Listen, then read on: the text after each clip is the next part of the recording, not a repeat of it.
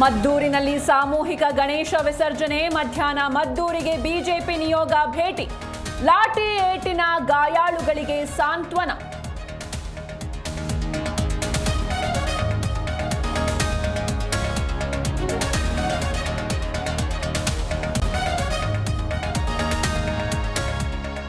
Bengaluru city ಶಾಸಕರ ಸಭೆ ಕರೆದ ಸಿಎಂ.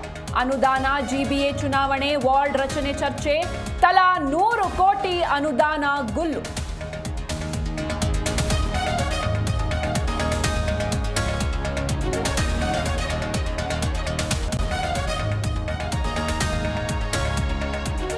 ಮೈಸೂರು ಪಾಕ್ ತಿನ್ನುವ ಮುನ್ನ ಎಚ್ಚರ. ಸಿಹಿ ತಿನಿಸುಗಳಲ್ಲಿ ಬಳಕೆಯಾಗ್ತಿದೆ ಕೃತಕ ಬಣ್ಣ.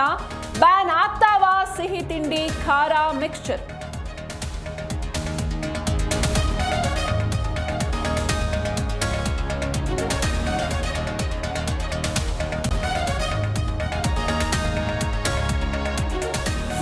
ಮೋದಿಯೊಂದಿಗೆ ನಾನೇ ಮಾತಾಡುವೆ. ವ್ಯಾಪಾರ ಅಡೆತಡೆಗಳನ್ನು ಬಗೆಹರಿಸಲು ಮಾತುಕತೆ.